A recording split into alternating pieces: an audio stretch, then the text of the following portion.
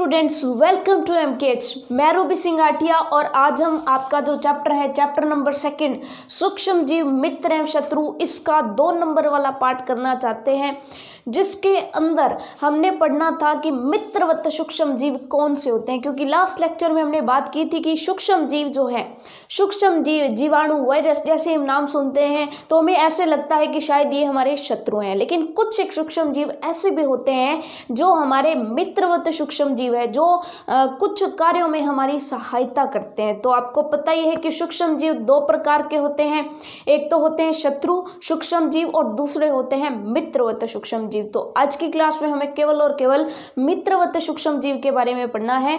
शत्रु सूक्ष्म जीव जो होंगे उनको नेक्स्ट क्लास में हम करेंगे, ठीक है। सो चलिए फिर फटाफट से पढ़ते हैं कि मित्रवत सूक्ष्म जीव से क्या तात्पर्य है, कौन से सूक्ष्म जीव मित्रवत होते हैं। तो आप कह देंगे कि जी सिंपल सी बात है, कुछ सूक्ष्म जीवों का उपयोग विभिन्न उपयोगी कार्यों और पर्यावरण को शुद्ध रखने में भी किया जाता है, इन्हें ही मित्रवत सूक्ष्म जीव कहते हैं, ठीक है। यानी कि अभी थोड़ा सा आप कह सकते हैं कि पैंडेमिक टाइम था, तो ऐसे में जब भी वायरस वगैरह का नाम सुनते तो हमें ऐसे लगता था कि पर्यावरण को प्रदूषित किए हुए हैं, लेकिन कुछ एक सूक्ष्म जीव ऐसे भी होते हैं जो पर्यावरण को साफ सुथरा रखने में हमारी सहायता करते हैं। कैसे करते हैं उसको हम आगे पढ़ेंगे, ठीक है, फुल डिटेल्ड स्टडी करेंगे, ठीक है।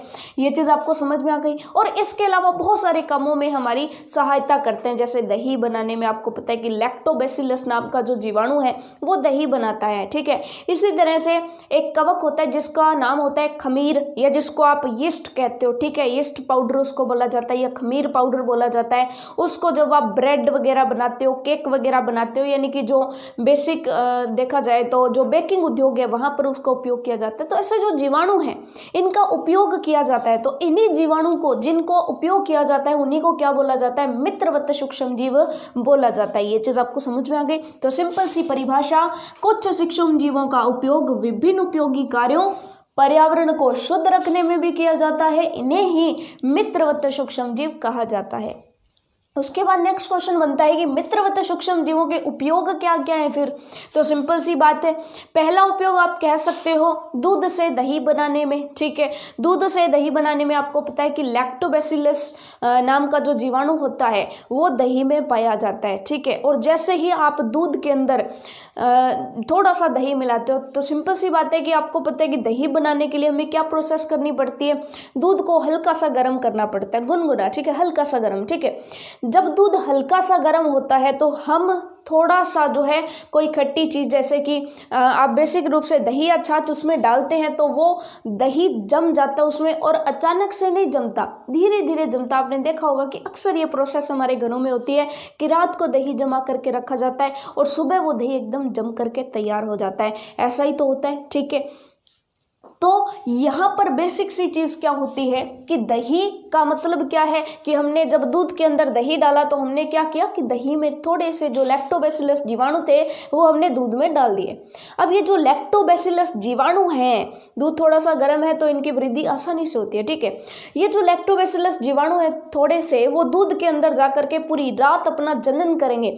पूरी रात जनन करके जो है बहुत सारे लैक्टोबैसिलस जीवाणु जो है वो पूरे दूध में फैल जाएंगे, और जब पूरे दूध में लैक्टोबैसिलस हो गए तो इसका मतलब जिसमें लैक्टोबैसिलस है वो क्या है, दही है, ठीक है। सो पूरा का पूरा दूध किस में बन जाता है, दही में बन जाता है। यानी कि एक तरह से आप ये कह सकते हो कि थोड़ा सा आपने दही डाला तो वो दही जो है वो सभी पूरा का पूरा जो दूध है उसको दही बना देता है, ऐसा ही तो होता है।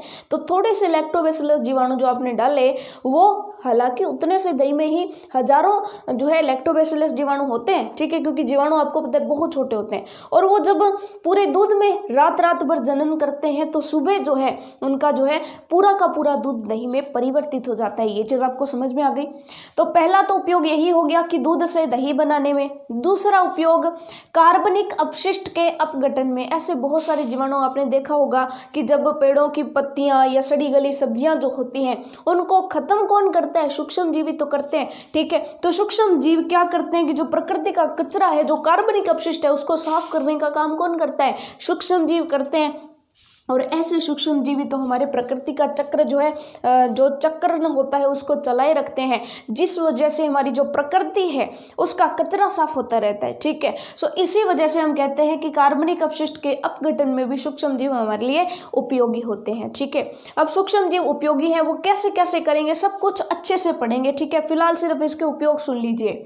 तीसरा उपयोग है वाणिज्यिक उपयोग में। तो वाणिज्यिक उपयोग है कि जब हमें बड़ी मात्रा में एसिटिक एसिड बनाना होता है, या सबसे फेमस है कि जब हमें शराब बनानी होती है तो हम किन का उपयोग करते हैं, सूक्ष्म जीवों का उपयोग करके ही बनता है। ठीक है, उसके बाद है औषधीय उपयोग। तो औषधीय उपयोग आपको पता ही है कि जो वैक्सीन या टीका बनाया जाता है तो वो सूक्ष्म जीवों की सहायता से बनाया जाता है। इसके अलावा जो एंटीबायोटिक्स होती हैं, प्रतिजैविक जो होती हैं, यानी कि प्रतिजैविक होता है जो ऐसे रोगों को रोकथाम करता है, ऐसे रोगों की रोकथाम करता है जो रोग सूक्ष्म जीवों द्वारा उत्पन्न होते हैं। ठीक है, तो ऐसी दवाइयाँ जो उन रोगों को रोकती हैं वो भी किसी और सूक्ष्म जीव से पैदा होती हैं। ठीक है, सो ऐसी यानी कि जो प्रतिजैविक होते हैं वो सूक्ष्म जीवों से ही बनाए जाते हैं और सूक्ष्म जीवों द्वारा उत्पन्न रोगों को ही वो रोकते हैं। ठीक है, सो ऐसी जो औषधि है वो कहाँ से प्राप्त हो रही है, सूक्ष्म जीवों से, तो इनका औषधीय उपयोग भी हो गया। ये चीज़ आपको समझ में आ गई। ठीक है, उसके बाद नेक्स्ट है कृषि में मृदा की उर्वरता में वृद्धि करने के लिए। तो आपको पता है कि जब पौधे की जड़ों में नाइट्रोजन चाहिए होता है तो वायुमंडलीय नाइट्रोजन वो ले नहीं सकता, तो ऐसे में पौधे की जड़ों में कुछ जीवाणु पाए जाते हैं जो वायुमंडल की नाइट्रोजन जो है उसका मृदा में स्थिरीकरण कर देते हैं। जब नाइट्रोजन का मृदा में स्थिरीकरण हो जाता है तो नाइट्रोजन पौधों की जब जड़ों में पानी मिलता है तो उस पानी में घुल करके जो है पत्तियों तक पहुंच जाता है जहां पेड़ के अंदर भोजन बनता है। ये चीज़ आपने पढ़ रखी है। ठीक है, सो यहाँ पर जो है कृषि में मृदा की उर्वरता में वृद्धि करने के लिए हम किसका उपयोग करें, सूक्ष्म जीवों का, तो वो भी मित्रवत है। उसके बाद है बेकिंग उद्योग में। बेकिंग उद्योग में आपने देखा होगा कि जब ब्रेड वगैरह बनाते हैं तो खमीर पाउडर डाल करके उसको जो है सॉफ्ट बनाया जाता है। ठीक है, सो वहाँ पे भी ये काम आते हैं। तो ये उपयोग जो है उनको एक एक करके हम अच्छे से डिटेल्ड स्टडी करते हैं क्योंकि इनमें से भी क्वेश्चंस बनते हैं, छोटे छोटे बहुत सारे क्वेश्चंस बनते हैं। ठीक है, तो सबसे पहले जो क्वेश्चन है वो है कि दूध से दही कैसे बनाया जाता है। तो आप इसमें तो ये तो हमें पढ़ने की ज़रूरत ही नहीं है, ये तो मैंने आपको समझा ही दिया कि दूध से दही कैसे बनाया जाता है। सिंपल सी बात है कि दूध को हल्का गर्म कर लिया जाता है और उसके बाद जो लैक्टोबैसिलस नाम का जीवाणु होता है वो रात भर जनन करता है। उसको जो है लगभग 3, 4, 5 घंटे लग जाते हैं। ठीक है, जितनी मात्रा है उस पर डिपेंड करता है। ज़्यादा दही बनाना है तो आपको ज़्यादा जीवाणु डालने पड़ेंगे। ठीक है, जीवाणु का मतलब ये नहीं हो गया कि कोई कीड़ा पकड़ के डालना है, वो तो सिंपल आपको समझ में आ गया कि दही में जीवाणु होते हैं, दही डालोगे तो लैक्टोबैसिलस दही के अंदर है ही। ठीक है, ये चीज़ आपको समझ में आ गई। तो नेक्स्ट अगर देखा जाए, ये तो हो गया हमारा सिंपल दूध से दही बनाना। इसी तरह से अगर आपसे ये पूछ लिया जाए कि खमीर का उपयोग बेकिंग उद्योग में कैसे किया जाता है, खमीर का उपयोग बेकिंग उद्योग में कैसे किया जाता है, या फिर आपको ये कह दे कि जब मैदा होता है। ठीक है, ऐसे क्वेश्चन आपके एग्जाम में आपको मिलते हैं कि जब मैदा होता है, क्योंकि आपके बुक का ये क्वेश्चन है कि जब मैदा है उसमें जब आपने यीस्ट पाउडर या फिर खमीर डाल दिया, खमीर या फिर यीस्ट पाउडर डाल दिया, तो ऐसा जो मैदा होगा उसे जब आप अच्छे से गूंद करके, जिसको आप गूंदना कहते हैं, तो गूंद करके या गूंद करके जो उसको अच्छे से आटा बना करके जब आप रख दोगे कई देर के लिए, जब हम उसको ढक के रख देते हैं, मान लीजिए कि इस तरह से आपने किसी बर्तन के अंदर इस तरह से आटा जो है वो रखा हुआ है। ठीक है, इसमें आपने ईस्ट पाउडर डाल दिया और इसको आराम से जो है जो भी पेस्ट आपको तैयार करना था वो पेस्ट आपने तैयार करके रख दिया। ठीक है, अब आप कुछ ही देर बाद देखते हैं कि ये जो पेस्ट है धीरे धीरे इस बर्तन से यूं बाहर निकलने लग जाता है, यानी कि सॉफ्ट हो जाता है और इसके अंदर जो है बीच बीच में जगह बन जाती है, बीच बीच में होल्स बन जाते हैं, बीच बीच में जगह बन जाती है। तो वो जगह किस लिए बनी, किस कारण से बनी, तो उसका कारण आपको पता होना चाहिए कि ये जो खमीर है, जब खमीर को आप मैदे में मिलाते हो तो खमीर क्या होता है, खमीर एक कवक होता है और कवक क्या है, सूक्ष्म जीवी तो होता है। ठीक है, अब ये जो खमीर है वो जब इसके अंदर जाता है और साथ के साथ इसमें क्या मिला दिया जाता है, दही भी मिला दिया जाता है।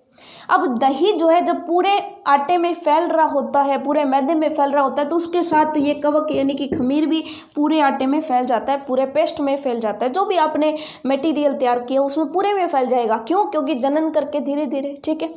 फिर ये जो यीस्ट पाउडर आपने डाला है या जो आपने खमीर डाला है, ठीक है, ये जो खमीर है इसके अंदर कवक है। ये जीवाणु क्या करते हैं कि जनन करके बहुत सारे जीवाणु बना लेंगे। तो आपने जब यीस्ट पाउडर डाल दिया तो जगह जगह क्या हो गए? जीवाणु हो गए। अब ये जीवाणु क्या करते हैं? अंदर सांस लेते हैं। जीवाणु सांस लेते हैं और आपको पता है भी जब भी जीवाणु सांस लेंगे वो कौन सी गैस छोड़ेंगे? CO2 यानी कि कार्बन डाइऑक्साइड गैस छोड़ेंगे। और जैसे ही इसके अंदर मान लीजिए आटे के अंदर बहुत सारे सूक्ष्म जीव छिपे हुए हैं जो कार्बन डाइऑक्साइड गैस छोड़ रहे हैं, तो इसमें क्या होता है कि जगह जगह पर कार्बन डाइऑक्साइड गैस जो है वो आटे के अंदर या जो भी मटेरियल आपने बनाया उसके अंदर स्थान घेरते हैं, ठीक है। और जब उसे आप गर्म करते हो, भट्टी में ब्रेड को सेका जाता है या ओवन में सेका जाता है, तो उसमें क्या होता है कि जब ये गर्म होती है, पहले CO2 फंसी हुई थी बीच में, जैसे ही वो गर्म होती है तो गैस बाहर निकल जाती है। अब सिंपल सी बात है, मान लीजिए कि ये जगह थी, ठीक है, ये मटेरियल था, इसमें क्या हुआ कि बहुत सारे जीवाणुओं ने सांस लेकर के कहीं कहीं क्या बना दिया? CO2 के बुलबुले बना दिए। अब CO2 एक गैस है, लेकिन अब ये जो मटेरियल है वो गीला था, या आप ये कह सकते हो कि ये ठंडा था, तो इसमें CO2 बाहर नहीं निकल रही थी, ठीक है। लेकिन जैसे ही आप इसको गर्म करोगे, जैसे ही आपको जो है आप इसको गर्म करोगे, तो मान लीजिए कि ये जो है ब्लू कलर से बना रहे हैं अपने एक बार CO2, ठीक है, कि मान लीजिए ये CO2 जो है, CO2 के बहुत सारे बुलबुले थे, ठीक है। CO2 इन बुलबुलों के अंदर फंसी हुई थी, ठीक है। और क्या हुआ कि जब जैसे ही आपने इनको गर्म किया, मान लीजिए ये एक ब्रेड है, ब्रेड को जैसे ही आपने गर्म किया तो वैसे ही क्या होगा? ये जो बुलबुले हैं उनमें से कार्बन डाइऑक्साइड गैस निकल गई। जब कार्बन डाइऑक्साइड गैस निकल गई तो ये बुलबुले खाली हो गए ना। ये चीज़ आपको समझ में आ गई। और आपने ब्रेड खाया होगा, ब्रेड के आर पार देखना, यूँ ब्रेड उठा करके देखना, आपको कुछ छेद उसमें से दिखेंगे। ब्रेड में बहुत सारे छेद आपको दिखाई देते हैं ना, तो वो किस वजह से होते हैं? इसी की वजह से होते हैं। ये चीज़ आपको समझ में आ गई, ठीक है। सो ऐसा बिल्कुल भी आपको करने की ज़रूरत नहीं है कि आप ब्रेड को खाना छोड़ दो ये सोच करके कि इसमें तो जीवाणु होते हैं, ठीक है। दही खाना छोड़ दो कि इसमें तो जीवाणु होते हैं, वो हमारे मित्रवत जीवाणु हैं। आपको पता होगा कि हमारे मुंह में, अब जब आप स्टडी कर रहे हो तो आपके मुंह में हजारों लाखों जीवाणु बैठे हुए हैं, आपको पता ही नहीं है। और अगर आप ब्रश करके नहीं बैठे हो तो वो जीवाणु आपके दांतों को भी नुकसान पहुंचा रहे हैं, लेकिन नुकसान तभी पहुंचाएंगे जब आप ब्रश नहीं करके बैठोगे। एक्चुअल में वो क्या कर रहे हैं? आपको नुकसान नहीं पहुंचा रहे, उनका काम है प्रकृति को साफ रखना।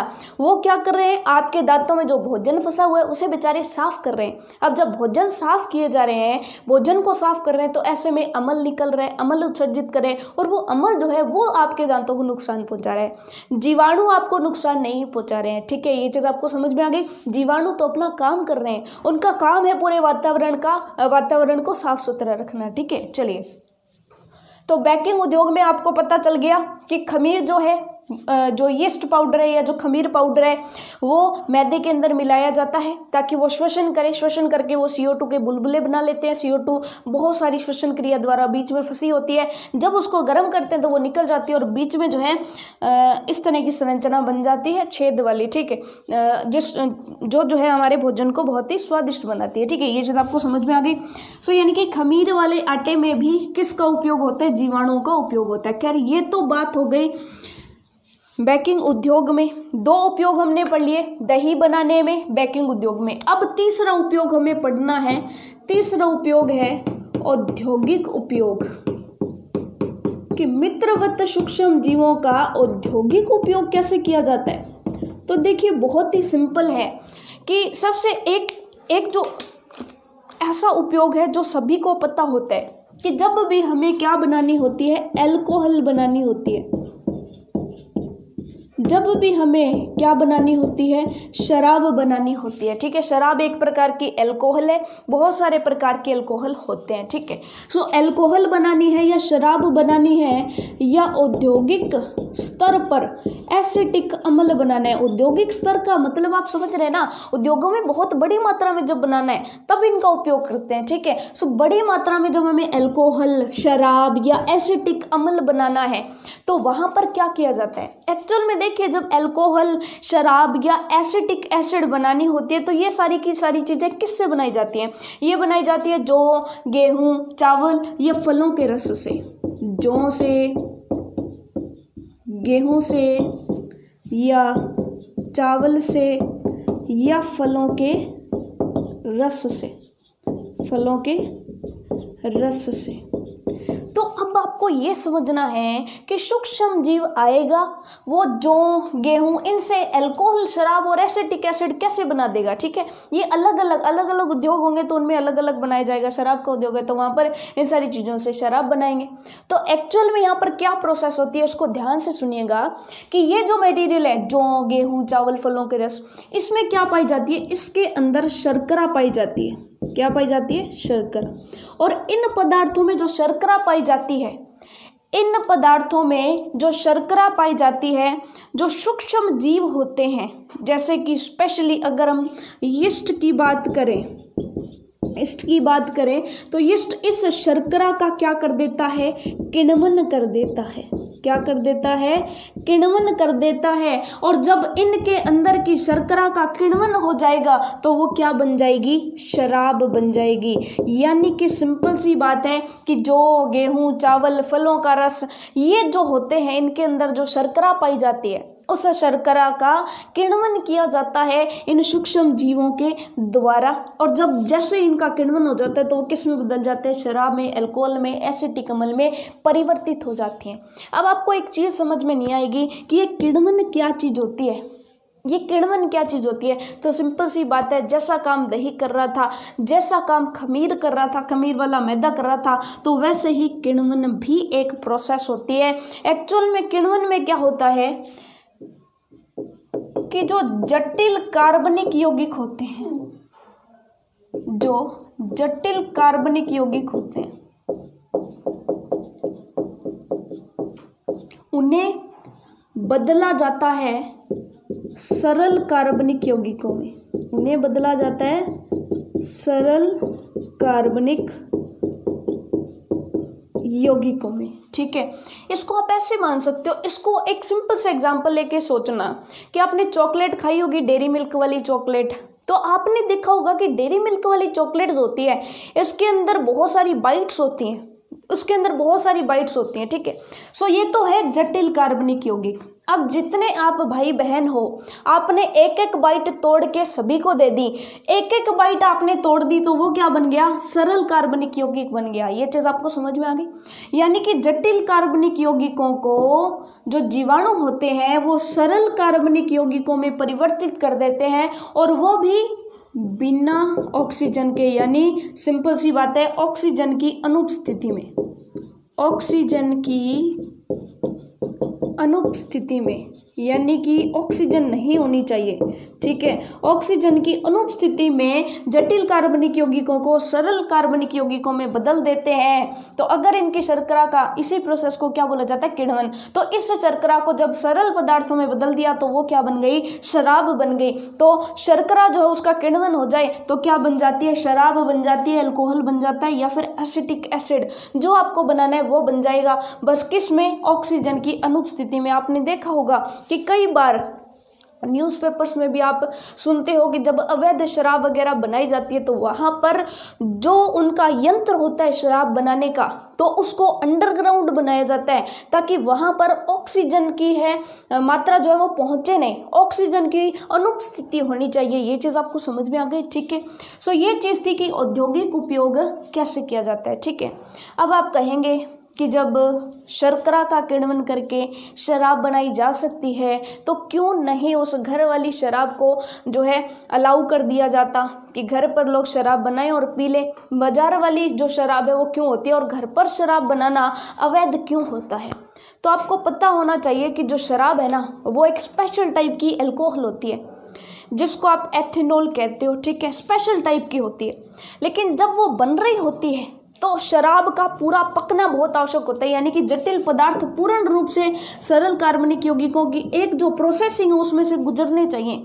लेकिन कई बार क्या होता है कि जब ऐसे लोग अवैध रूप से शराब बनाते हैं, तो ऐसे लोग जब शराब बना रहे होते हैं तो उस शराब के अंदर कुछ चीज़ें कच्ची रह जाती हैं, आप ये मान सकते हैं, ठीक है, कुछ चीज़ें कच्ची रह जाती हैं। और जब वो कच्ची चीज़ जो होती है वो एक्चुअल में मेथेनॉल होती है, ठीक है। हमें एथेनॉल बनानी है, लेकिन मेथेनॉल अगर बन गई तो वो जहरीली होती है, तो उसको बोलते हैं जहरीली शराब। आपने देखा होगा कि अवैध शराब निकाली थी तो वो शराब जहरीली हो गई, और जहरीली शराब पीने की वजह से बहुत सारे लोगों की मौत भी हो जाती है।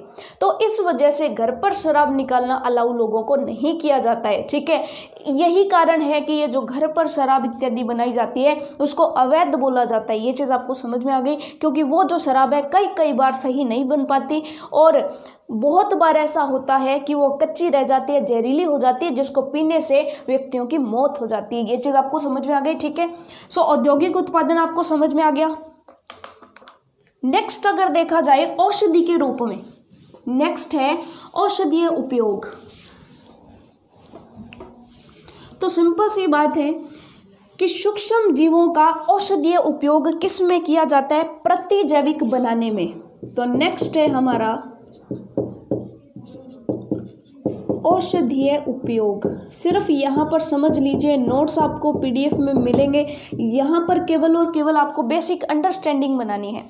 औषधीय उपयोग को ध्यान से देखिएगा कि औषधीय उपयोग क्या है कि जब सूक्ष्म जीव है तो सूक्ष्म जीवों का औषधीय उपयोग हम करते हैं प्रतिजैविक बनाने में। क्या बनाने में? प्रतिजैविक, या जिसको आप एंटीबायोटिक्स भी कहते हैं, ठीक है। इंग्लिश में एंटीबायोटिक्स, हिंदी में प्रतिजैविक बनाने में किया जाता है। ये प्रतिजैविक क्या होते हैं? ठीक है, प्रतिजैविक कुछ दवाइयाँ होती हैं, ठीक है।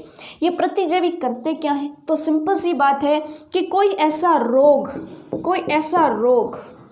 जो किसके द्वारा उत्पन्न हो रहे हैं? किसी अन्य सूक्ष्म जीव के द्वारा उत्पन्न हो रहे हैं। किसके द्वारा उत्पन्न हो रहे हैं? सूक्ष्म जीव के द्वारा। तो ये प्रतिजैविक जो दूसरे सूक्ष्म जीव से बनाई गई है, रोग सूक्ष्म जीव ही पैदा कर रहे हैं और दूसरे सूक्ष्म जीव से प्रतिजैविक बनाई गई है, तो ये दवाई दे दी जाती है। और ये दवाई जाकर के कहाँ पर अटैक करती है? उस सूक्ष्म जीव पर अटैक करती है, उस सूक्ष्म जीव को खत्म कर देती है जो रोग कारक बना हुआ है, जो रोग को पैदा कर रहा है। अब जब रोग को पैदा करने वाला खत्म हो गया तो रोग भी तो खत्म हो गया। ये चीज़ आपको समझ में आ गई, ठीक है। यानी कि सूक्ष्म जीवों से उत्पादित होती है, सूक्ष्म जीवों से बनाई जाती है। ये तो है हमारे मित्रवत सूक्ष्म जीव, और ये क्या है? शत्रु हैं। क्योंकि सिंपल सी बात है, जब रोग ही बना रहे हैं, रोग कारक है हमारे शरीर के लिए, तो शत्रु ही हुए, ठीक है। और ये है मित्र वाले हमें प्रतिजैविक प्रदान करते हैं, एंटीबायोटिक्स। और ये एंटीबायोटिक्स जब हम खा लेते हैं तो ये एंटीबायोटिक्स जाकर के सीधा अटैक करती है रोग के कारक पर, उस सूक्ष्म जीव का नामो निशान खत्म कर देती है, और जिसकी वजह से जो रोग उत्पन्न कर रहा था वो रोग भी खत्म हो जाता है, ठीक है। लेकिन ये जो प्रतिजैविक होते हैं, ये जो एंटीबायोटिक्स होते हैं, केवल उन्हीं रोगों पर काम करेंगे ना जो रोग सूक्ष्म जीव पैदा कर रहे हैं, ठीक है। बाकी के रोगों के लिए ये नहीं काम करती हैं। क्यों? क्योंकि ये केवल और केवल रोग का कारण मिटाती हैं। यानी कि अगर कोई सूक्ष्म जीव रोग पैदा करता है तो ये प्रतिजैविक काम करेगी, लेकिन अगर रोग किसी और वजह से है तो फिर ये काम नहीं करेगी। ये चीज़ आपको समझ में आ गई, ठीक है। सो मान लीजिए कि सूक्ष्म जीव के अलावा अगर कोई और प्रकार का रोग है और आप प्रतिजैविक लेते हो तो प्रतिजैविक उस रोग में प्रभावी नहीं होगी। समझ में आ गया आपको, ठीक है। सो ये तो हो गया औषधीय उपयोग। अब यहाँ पर क्योंकि अभी हम जो है एक बहुत बड़े संकट से गुजर रहे हैं ना, तो वहाँ पर कुछ नाम आए थे और वही नाम आपकी बुक के इस चैप्टर में भी आए हैं, तो नाम को समझना बहुत आवश्यक है। एक तो आया था इम्यूनिटी, नाम सुना होगा, है ना, सुना शब्द है, इम्यूनिटी बढ़ाइए। इस तरह से आप ऐड देखते हो टेलीविज़न में, मोबाइल में, है ना, फ़ोन मिलाते हैं तो तब भी आती है आवाज़ वैसी, ठीक है। तो इम्यूनिटी की बात हो गई। एक और बात आती है वैक्सीन या फिर टीका। क्या चीज़ होती है? वैक्सीन या टीका। कोरोना की वैक्सीन बन रही है, टीका बन रहा है, साल बाद आएगी, 1.5 साल बाद आएगी, 6 महीने बाद आएगी, बन गई है, आने वाली है, फ्री दी जाएगी भारत की जनता को। ऐसी चीज़ें आपने बहुत सुनी है ना। तो ये वैक्सीन जो है, वैक्सीन, इसके बारे में हमें पढ़ना है। और इम्यूनिटी, जिसको हम रोग प्रतिरोधक क्षमता भी कहते हैं, रोग प्रतिरोधक क्षमता। तो सबसे पहले तो ये पढ़ते हैं कि इम्यूनिटी क्या होती है। तो देखिए, जब भी कोई शत्रु सूक्ष्म जीव हमारे शरीर में प्रवेश करता है तो उसका सामना सीधे ही जाते हैं किसके साथ होता है, हमारी इम्यूनिटी के साथ होता है, रोग प्रतिरोधक क्षमता के साथ होता है। वो कैसे, देखिए, मान लीजिए कि कोई ह्यूमन बॉडी है, इस ह्यूमन बॉडी के अंदर चला जाता है कौन, सूक्ष्म जीव। अब सूक्ष्म जीव इसके अंदर जाके इसमें क्या बनाएगा, कोई ना कोई रोग उत्पन्न करेगा। लेकिन जैसे ये रोग उत्पन्न करने लगता है, हमारी बॉडी की जो क्या होती है, प्रतिरोधक क्षमता होती है, उसको पता चल जाता है कि ये जो है फलाना फलाना सूक्ष्म जीव अंदर आया है और ये रोग उत्पन्न कर रहा है। बिल्कुल बेसिक लैंग्वेज में आपको जो है यहाँ पर समझाया जा रहा है। तो रोग प्रतिरोधक क्षमता क्या करती है, सीधा अटैक करती है उस सूक्ष्म जीव पर। अगर उसमें इतनी पावर है, अगर वो पहले से इस सूक्ष्म जीव की कोई औषधि जानती है, तो वो क्या करेगी, उसके एंटीडोट देगी, यानी इस सूक्ष्म जीव पर अटैक करेगी। जैसे ही सूक्ष्म जीव पर अटैक होगा, ये सूक्ष्म जीव खत्म, ये सूक्ष्म जीव खत्म तो वो रोग भी खत्म। ये चीज़ आपको समझ में आ गई। रोग प्रतिरोधक क्षमता का मतलब क्या है, रोग से निजात पाने की क्षमता, रोग को रोकने की क्षमता। ये चीज़ आपको समझ में आ गई। तो ये क्षमताएं हमारे पास आई कहाँ से, ये क्षमताएं हमारे पास आई कहाँ से, तो सिंपल सी बात है, ये डिपेंड करती है हमारे भोजन पर, ये डिपेंड करती है हमारे पहले के पोषण पर, और कुछ तो हमें भगवान ने ही दे रखी है। ये चीज़ आपको समझ में आ गई। तो इम्यूनिटी किस पर डिपेंड करती है, रोग प्रतिरोधक क्षमता पर, ठीक है। लेकिन कई कई ऐसे सूक्ष्म जीव होते हैं जिनकी जो प्रतिरोधक क्षमता होती है, हमारी इम्यूनिटी होती है, उसके पास उन सूक्ष्म जीवों को खत्म करने का कोई इलाज नहीं होता है, मतलब कोई तरीका नहीं होता है। तो ऐसे में क्या करते हैं कि जैसे ही बच्चा जन्म लेता है तो उसे वो वाली वैक्सीन दे दी जाती है, वो वाली वैक्सीन दे दी जाती है। इस वैक्सीन के कारण उस शरीर के अंदर रोग प्रतिरोधक क्षमता उत्पन्न हो जाती है। मान लीजिए, जैसे कि आपने देखा होगा कि आपको बचपन में ही पोलियो वगैरह का इंजेक्शन लगाया गया था, तो आपको बचपन से ही पोलियो का इंजेक्शन लगा दिया गया कि आपके अंदर इम्यूनिटी पावर डेवलप हो जाए, इम्यूनिटी डेवलप हो जाए कि वो पोलियो का अगर सूक्ष्म जीव अंदर आए तो उसको नष्ट कर सके। ये चीज़ आपको समझ में आ गई, ठीक है। यानी कि एक बार अगर हमने वैक्सीन किसी शरीर को दे दी तो शरीर में रोग प्रतिरोधक क्षमता हो गई। हमारा शरीर जान गया कि इस प्रकार का अगर सूक्ष्म जीव आएगा, आगे से कभी भी आ जाए, उसको इस प्रकार से कंट्रोल करना है। यानी कि अगर कोरोना का वैक्सीन या टीका आ जाता है तो हमें वो वैक्सीन एक बार ही लेने की ज़रूरत पड़ेगी। जैसे बचपन में एक बार ही प्लस पोलियो की दवाई पिलाई गई थी, आज तक हम पोलियो से ग्रसित नहीं हुए। किस वजह से? क्योंकि हमारा शरीर सीख गया कि पोलियो का अगर सूक्ष्म जीव अंदर आ जाए तो उसे कैसे नष्ट करना है, ठीक है। वो किससे हुआ? वैक्सीन से। मैंने आपको ये नहीं बताया कि वैक्सीन क्या काम करती है, हम अभी पढ़ने वाले हैं। मैंने आपको ये बताया है कि अगर एक बार वैक्सीन दे दिया तो हमारे शरीर के अंदर उस प्रकार के स्पेशल प्रकार के सूक्ष्म जीव के लिए तो क्या तैयार हो जाएगी? इम्यूनिटी तैयार हो जाएगी, और वो इम्यूनिटी आगे से जिंदगी भर रहेगी। यानी कि आगे से जिंदगी भर कभी भी वो सूक्ष्म जीव आ गया तो हमारा शरीर सीख गया। यानी कि ये बिल्कुल वैसे ही है जैसे किसी बच्चे को एक अक्षर लिखना सिखा देना, कि एक अक्षर पढ़ना सिखा देना। मान लीजिए कि आपने ए फॉर एप्पल सिखा दिया, अब उसके सामने ए फॉर एप्पल आया तो वो पूरी ज़िंदगी पढ़ पाएगा ना। मान लीजिए कि आपने बी फॉर बॉय सिखाया नहीं और बी फॉर बॉय लिख दिया, तो अब बेचारा शरीर इसको पढ़ेगा कैसे? नहीं पढ़ सकता। क्यों नहीं पढ़ सकता? क्योंकि इसने पहले कभी पढ़ा ही नहीं, पढ़ना सीखा ही नहीं, ठीक है। लेकिन जब इस तरह की वैक्सीन उसको डाल दी जाएगी, उसको बी पढ़ना सिखा दिया जाएगा, तो वो पूरी ज़िंदगी के लिए बी पढ़ सकेगा ना। ये इसी तरह की प्रोसेस होती है। ये चीज़ आपको समझ में आ गई। लेकिन ये जो वैक्सीन या टीका है, ये एक्चुअल में कोई दवाई नहीं होती। वैक्सीन या टीका हम ये सोचें कि कोई दवाई है जो अंदर जा कर के इसमें ऐड हो जाएगी, कि एक टोकरी है जिसके अंदर सभी रोगों की इलाज है, उसके अंदर जा कर के इस टोकरी में बैठ जाएगी। ऐसा नहीं होता। अब पढ़ते हैं कि वैक्सीन या टीका क्या होता है फिर, ठीक है।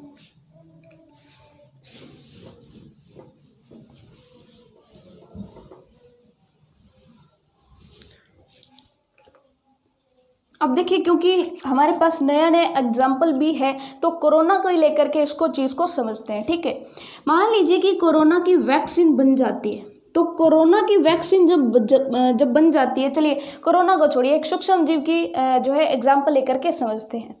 मान लीजिए कि एक मनुष्य का शरीर है, एक मनुष्य का शरीर है, इसके अंदर कोई स्पेशल टाइप का सूक्ष्म जीव, एक नया सूक्ष्म जीव जो प्रकृति में नया ही आया है, वो इसके अंदर जाके इसमें क्या उत्पन्न करता है, रोग उत्पन्न करता है।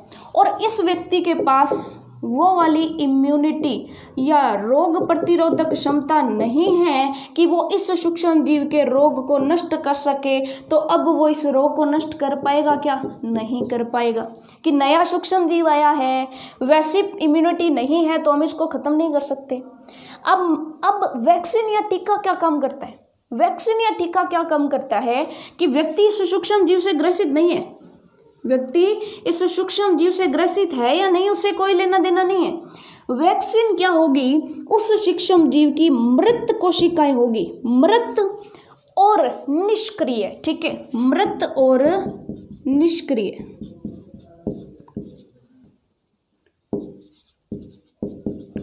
सूक्ष्म जीव यानी कि जैसे कोरोना है। अब देखिए इस चीज़ को समझने की कोशिश कीजिएगा, बिल्कुल साफ लैंग्वेज में बोलूँ, यानी कि बिल्कुल ही आसान लैंग्वेज में अगर बोलूँ ताकि आप बच्चों को समझ में आ सके कि कोरोना जिंदा अगर अपने अंदर चला जाए तो वो हो सकता है कि इम्यूनिटी काम करे ना करे, लेकिन रोग पहले ही पैदा कर दे और 14 दिन के अंदर इंसान खत्म हो जाए, इम्यूनिटी डेवलप करने का टाइम ही नहीं मिला, ठीक है। लेकिन वैक्सीन जब बन जाएगी तो वो क्या होगी, मृत और निष्क्रिय कोरोना होगा, मरा हुआ और बिना कोई नुकसान पहुंचाने वाला कोरोना। वो कोरोना कोविड-19 वायरस इसके अंदर डाला जाएगा। अब इसकी इम्यूनिटी क्या सोचेगी, इम्यूनिटी सोचेगी कि मुझे तो इसको डेवलप करना पड़ेगा अपने आप को, ताकि मैं इस मृत कोशिका का इलाज ढूंढ सकूं, ये कहीं मुझे रोगी ना बना दे। तो ये इम्यूनिटी अपने आप को चेंज करेगी, अपने आप में कोई इलाज निकालेगी इसको ख़त्म करने का। तो जब इसको ख़त्म करना सीख गई, जब इसको मारना, इसको ख़त्म करना सीख गई, तो जब सक्रिय आ जाएगा उसको भी तो ख़त्म करना सीख जाएगी। ये चीज़ आपको समझ में आ गई। यानी कि अगर हम सक्रिय डाल देते हैं, यानी कि अगर उसको कोविड-19 से वो ग्रसित हो जाता है, तब तो उसको इंसान को नुकसान ही पहुंचाने लग जाएगी, तब तो कोई रोग ही उत्पन्न हो जाएगा। लेकिन अब क्या डाला जाता है, मृत या निष्क्रिय, वही जीवाणु डाला जा रहा है, वही सूक्ष्म जीव डाला जा रहा है, ठीक है। पहले सक्रिय होता तो रोग उत्पन्न होता, लेकिन हम निष्क्रिय डाल रहे हैं, मृत कोशिकाएं उसकी डाल रहे हैं। जब एक एक करके उसकी मृत कोशिकाओं को वो खत्म करने लग गया, तो अगर कोई सक्रिय आ जाएगा उसको भी तो खत्म कर देगा। ये चीज़ आपको समझ में आ गई। तो यहाँ पर बेसिक सी यही चीज़ है कि वैक्सीन या टीका क्या होता है। अगर आपको अपनी लैंग्वेज में लिखना पड़ जाए तो देखिए बहुत ही आसान होता है कि सिंपल सी बात है, वैक्सीन का मतलब दवाई नहीं होती है, कि सिंपल सी बात है, जब रोग कारक सूक्ष्म जीव हमारे शरीर में प्रवेश करता है तो उनसे लड़ने के लिए हमारा शरीर क्या उत्पन्न करता है, प्रतिरक्षा उत्पन्न करता है, प्रतिरक्षा उत्पन्न करता है जो उस सूक्ष्म जीव को नष्ट कर सके, ठीक है। अब देखिए शरीर को ये स्मरण रहता है कि वही सूक्ष्म जीव यदि वापस से शरीर में आ गया, अगर वही सूक्ष्म जीव वापस से शरीर में आ गया तो उससे किस प्रकार लड़ा जाए। तो बचपन में जो प्लस पोलियो की दवाई पी थी, पूरे जिंदगी भर याद रहेगा कि अगर पोलियो वाला सूक्ष्म जीव आ गया तो उसे किस प्रकार लड़ना है, ठीक है। अब बात आती है बेसिकली वैक्सीन या टीका क्या होता है।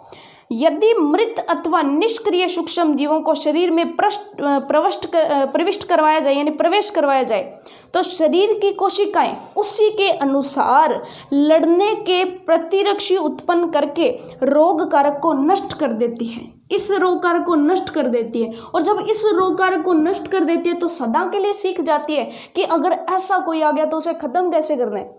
जब ये चाहे मरा हुआ आए, चाहे वो जीवित आए, यानी कि सक्रिय आए, चाहे वो निष्क्रिय आए, हमारी कोशिकाओं को पता चल गया कि इसे खत्म कैसे करना है। ये चीज़ आपको समझ में आ गई, ठीक है।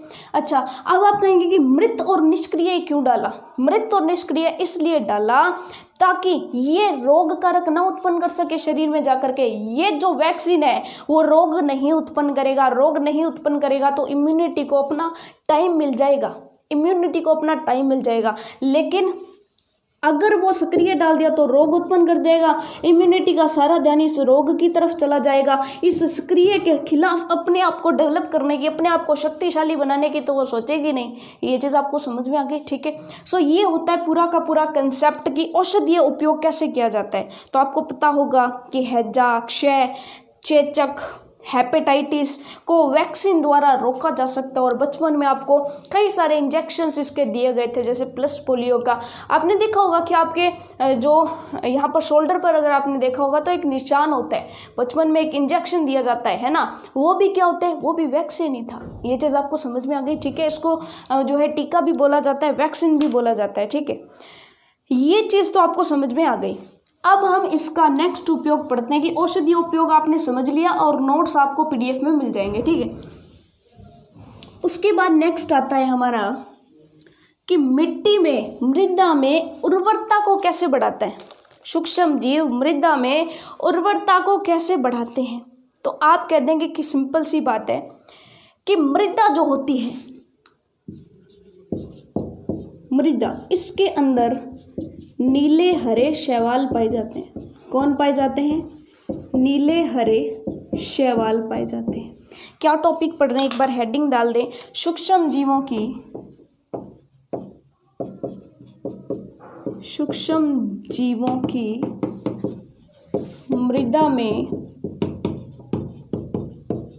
उर्वरता वृद्धि में भूमिका, कि क्या भूमिका अदा वो करते हैं। तो सिंपल सी बात हो गई कि हमारी मृदा जो है उसके अंदर नीले हरे शैवाल पाए जाते हैं। और जो पौधा होता है, मान लीजिए कि ये कोई पेड़ है, इस पेड़ को बनाना है प्रोटीन, प्रोटीन बनाने के लिए चाहिए नाइट्रोजन, और नाइट्रोजन जो है वो वायुमंडल में बहुत सारी है, लेकिन ये पौधा उसको डायरेक्ट ग्रहण नहीं कर सकता।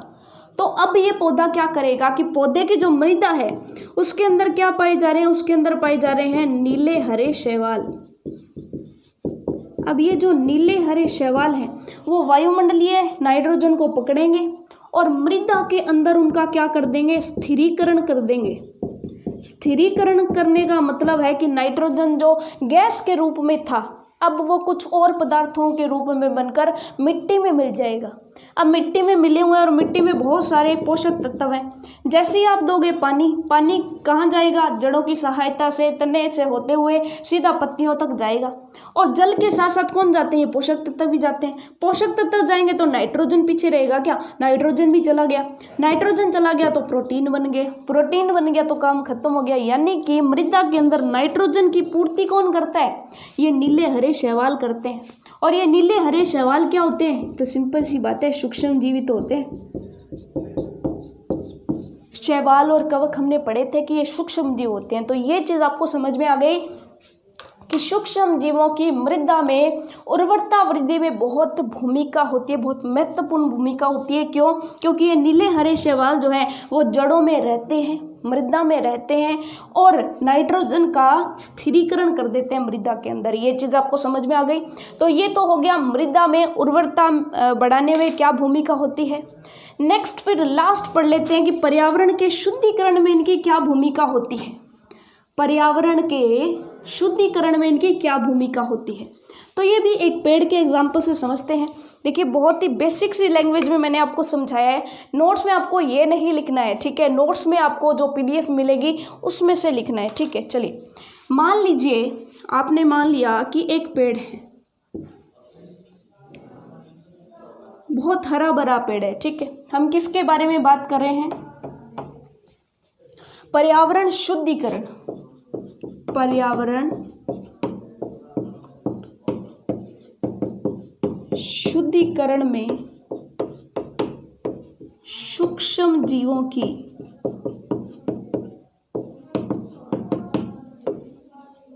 भूमिका, ये चीज आपको समझ में आ गई। अब मान लीजिए यहाँ पर क्या होता है कि जैसे ही पतझड़ का मौसम आता है तो इसकी सारी की सारी जो पत्तियां हैं, सारी की सारी जो पत्तियां हैं इस पेड़ की वो नीचे गिरनी शुरू हो जाती है। सारी की सारी पत्तियां नीचे गिरती हैं तो आप देखते हो कि कई बार आपने देखा होगा कि इस तरह से पेड़ के नीचे बहुत सारी जो है कई बार फूल वगैरह, पत्तियां इत्यादि जो हैं इसके नीचे जमा हो जाती है। ये चीज़ आपको समझ में आ गई। यहाँ पर बहुत सारी पत्तियां हैं, ये चीज़ आपको समझ में आ गई। फिर आप देखते हैं कि कुछ दिनों के बाद ये जो पत्तियां हैं वो सूख जाती हैं और सड़ गल जाती हैं। ये पत्तियां जो हरी भरी थी नीचे आकर के ये क्या हो गई, सूख गई। सूखने के बाद ये कुछ दिनों बाद क्या हो जाएगी, सड़ गल जाएगी। सड़ने गलने के बाद ये क्या बना लेगी, खाद बना लेगी। सड़ने गलने के बाद जब इसने खाद बना ली तो खाद किस में मिल जाएगी, खाद मिल जाएगी मिट्टी में।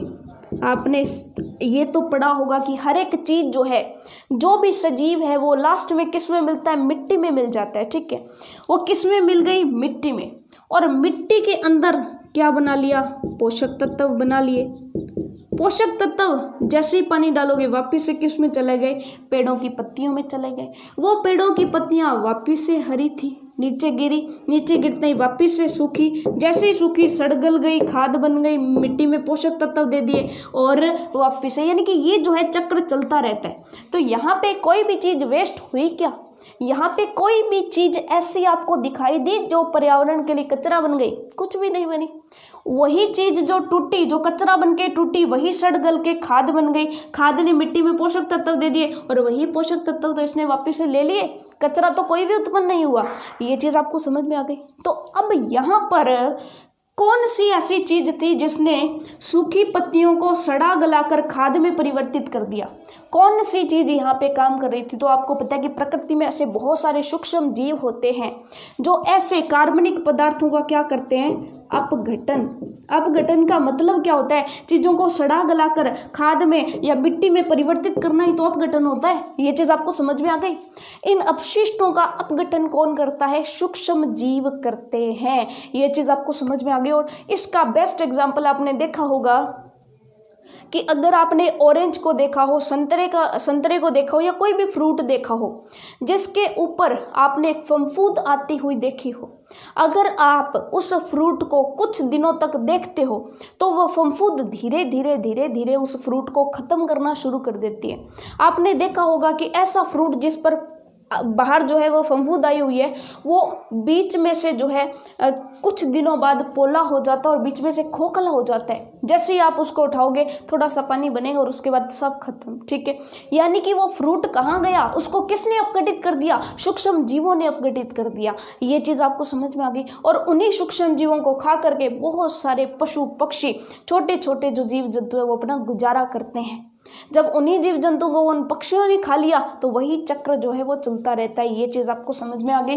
तो यही चीज़ है कि पर्यावरण शुद्धिकरण में सूक्ष्म जीवों की भूमिका होती है, क्योंकि जो सूक्ष्म जीव होते हैं वो कार्बनिक अपशिष्ट जो है, क्या है, सूखी पत्तियां अपशिष्ट तो हैं, कचरा ही तो है, इसी कचरे को क्या कर दिया, सड़ा गला के खाद में परिवर्तित कर दिया, यानी अपघटित कर दिया, इनका अपघटन कर दिया। ये चीज़ आपको समझ में आ गई। तो मित्रवत सूक्ष्म जीवों के बारे में सारी की सारी बातें हम समझ चुके हैं कि मित्रवत सूक्ष्म जीवों का क्या क्या उपयोग रहता है। ठीक है, नेक्स्ट वीडियो जो रहेगी, नेक्स्ट हमारी जो क्लास रहेगी उसमें हम जानेंगे कि जो शत्रु सूक्ष्म जीव होते हैं वो क्या क्या कार्य करते हैं, वो क्या क्या नुकसान हमें पहुंचाते हैं। ठीक है, सो नेक्स्ट में हम पढ़ेंगे शत्रु सूक्ष्म जीवों के बारे में। तब तक के लिए all the best for your self studies.